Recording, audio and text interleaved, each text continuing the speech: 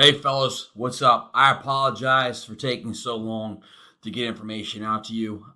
Each year we have different obstacles and nuances that kind of forces us to pivot and do things a little differently and out of order. So it's kind of put me behind. But in other hands, I'm well ahead. The fields are all painted, and so we'll start off with that. The lay of the camp. We'll be obviously on our practice fields. The first field set up going towards the tree line, so going east to west, is a 60-yard field marked off in 5-yard increments with the hashes, the top of the numbers included, and that's going to be for the 102 and the 103 campers. We have about half and half right now. I hope to get more 103 guys. And so when I say half and half, it looks like we've got about 15 to 16 101 kids and about 16 to 17 102, 103 kids combined.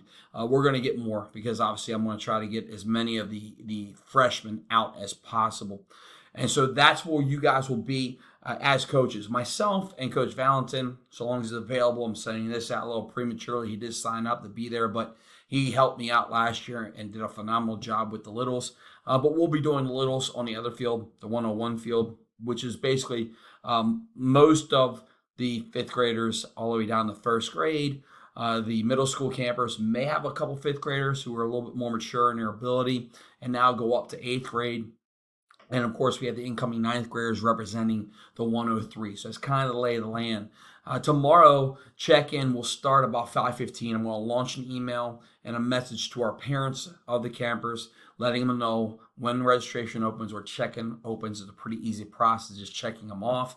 We don't really do to the door or at the door registration, so it'll be just a matter of checking them off. What we'll need is counselors there at that point. And so that way our counselors, who will be representing the 102, 103, and 101, will be taking the kids to the field from the field house. All right, so counselors, this is important, and I want you guys to help me manage that. We are responsible to keep our counselors engaged. I don't think it's a difficult task. I think our kids are eager to help out, and they can do a great job. We just have to show them what it looks like. And I think if we do that, they're going to reap the benefits of being able to serve our community, feel the blessing that happens as a result of that. They'll be able to see the game from a new perspective as they help. But make no bones about it, they're there to help. They're there to be an encouragement to the campers because, to be honest with you, what I say, what you say, what we do will be remembered, but the big memories, the ones that last forever, that bring a smile to kids' faces, the interaction you have with our players. So with that, encourage our players to do well. Don't let them on their phones. Don't let them get off to their side and have a social club. They need to be engaged at all times. We can't necessarily give them full-on responsibilities of instruction by themselves, but we certainly can use them to set up drills. So if I've got the offensive line working, for example, and we're working, down blocks, and I've got down block group over here and a down block group over here, and I got my bigs, our guys, our tanks, holding the hand shields. They should be correcting and coaching those guys as they're hitting the pad and driving on the board while you're blowing the whistle, coaches.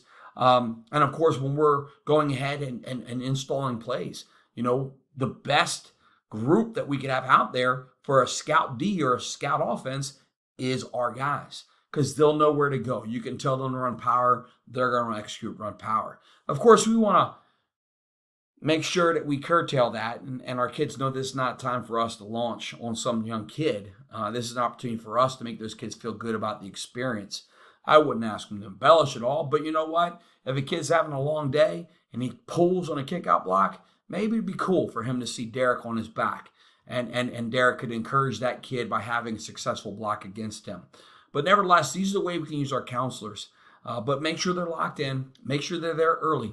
All right, we're anticipating those guys on Wednesday to be there at 4:30. The rest of the week, I wouldn't expect them to be there that early, but I want them there before the kids show up. I want the field set up before the kids show up. So make sure you let those kids know, our kids know what's going to be required at each one of your stations.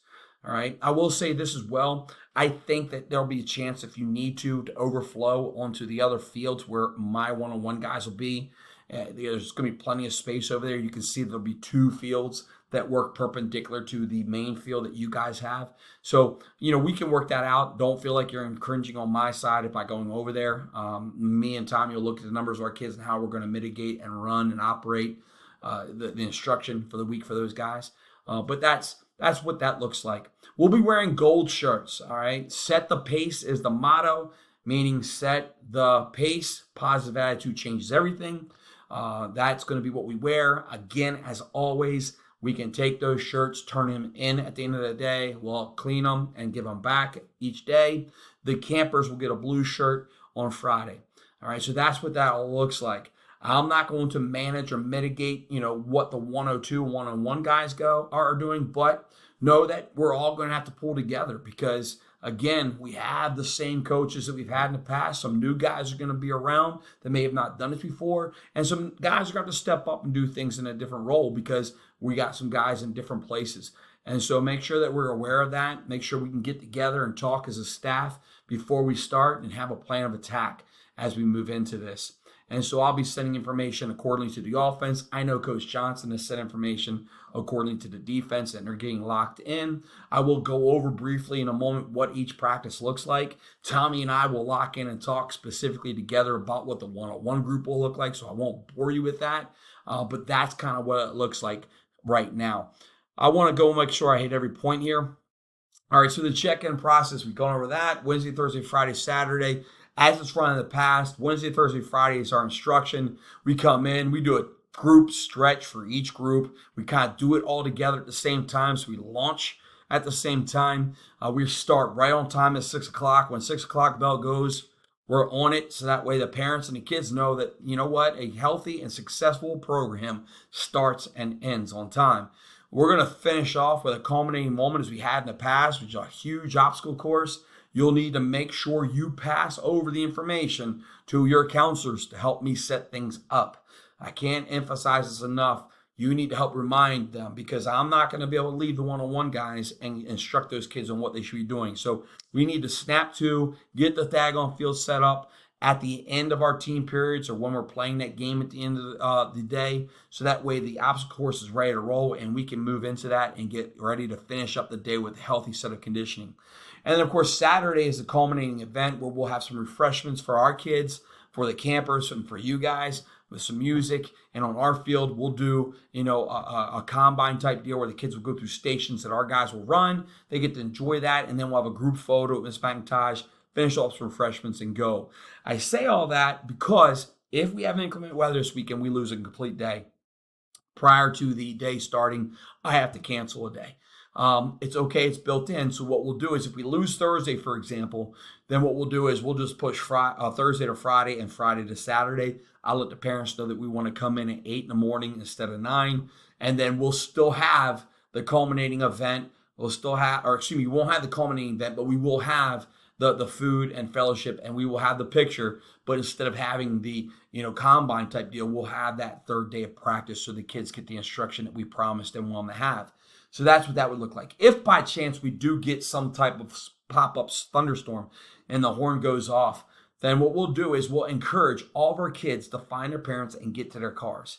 All right, get to their cars. We'll have our gate opened up so they can do that. If there's a kid that doesn't have a parent there or a car to go to, then we'll take them with us into the field house. And we got to make sure that our counselors maintain order and control, that they don't alienate each other and go into their own little place in the locker room. We'll all be in the field house making sure we take care of everything, keeping everything in order.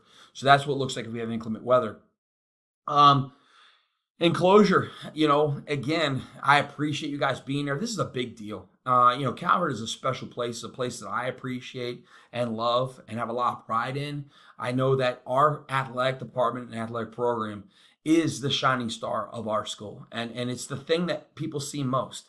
And for us to project a positive image of Calvert High, these are the ways in which we can do it. You are the ones that bring that positive attitude that changes everything because you are the ones that are impressing upon our kids how to be great young men and how they can continue to influence and shape people around them. And then you spotlight that on Friday nights or Monday or Tuesday afternoons. And so I ask that you guys continue to do that as you work with these young people this week during our One Heart Athletics Calvert Football Youth Camp. Do as you've always done. But remember that what we do here will impact and change those lives of those young people, and we're not guaranteed to ever see them again. And so I know that you guys will do that well. Have fun, enjoy it, interact with our players, interact with those kids, interact with the parents, have a blast. And if you need anything, just let me know. So what I'm going to do now as I close this out is I'm just going to go over the actual layout of the field or the camp real quick so you guys can kind of get a rundown on what this looks like. All right, so right now, if you look at the camp, this is what we have signed up. I've got kids broken down. Again, I'll set that up more exclusively, but and I'll talk to the offensive guys more intently. Well, but the goal is that you guys will each have players in your position groups to help you out and assist. And right now, it looks like there's about 10 guys on the defensive side that will be able to use, 10 on the offensive side, and about 10 or 11 that will be working with me and Coach Valentin. All right, and of course the coaches that are there. The red indicates when they won't be there. I've got for me or for the guys on offense, I've got don't have them on here because it just happened. Carter Gossip coming in here for Chevy because Chevy won't be here this week, and Coach Johnson won't be there day one. Neither will Dave Payne. So Sean will be taking over the reins as far as ordering and managing the 102 and 103 group, meaning just keeping us rolling. I think Scott and Cam will be the guys kind of mitigating and running the defensive side of things. And so, I trust you guys can do that. But let's go over and look at what the camp looks like as we roll this out. I'm not going to go through the 101 and 102, 101 deal because that's something me and Coach will go through, Coach Valentin. But this is the way it's going to look. I mean, starting at 6 o'clock, we have the whole warm-up. We start right at 6 o'clock, as you 10-minute warm-up. And basically, the 102 guys will start on offense, all right? And then the 103 guys will start on defense. And I don't care if that's the way you guys run it or not. I didn't want to micromanage it. You guys can do things. But this is the general order of things, all right? So, you're basically going to get 1, 2, 3, 4, 5, 6, 7, 8, 9, 10, 11 periods, 55 minutes to do offense with the 102 group or the 103 group, while the defense does the same thing on the other side of the field with the other group. And then we'll switch them, and then you'll do the exact same thing. And so I would think that on day one, we're going to cover power, counter, and waggle.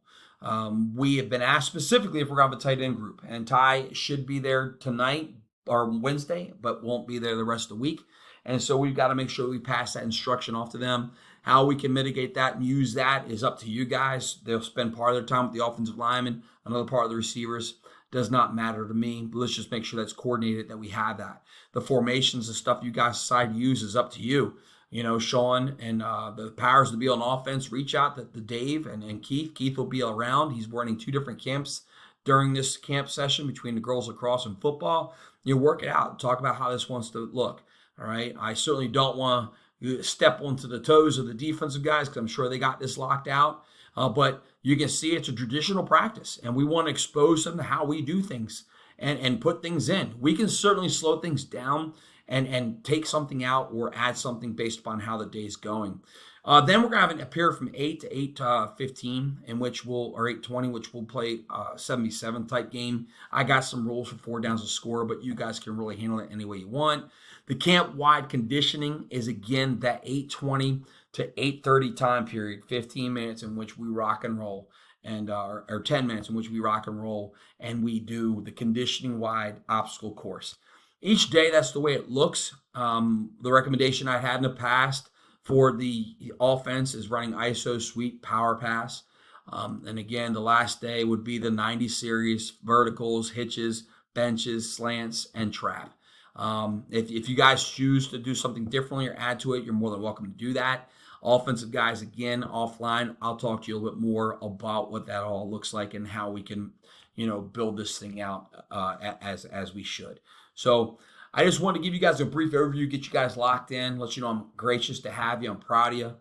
Be cognizant and aware that other information will come probably late tonight, and then in tomorrow video message will be probably the best way to do that in conjunction with this. All practice plans and everything else will be printed off in the main office. We got one more training session for the summer. That's going down today. Got a little surprise at the end. You might want to show up and watch the guys go through that. With anything else you guys have, make sure you text me, call me, whatever it is. I look forward to talking to you and seeing you this week. I love you. I'm out. Boom.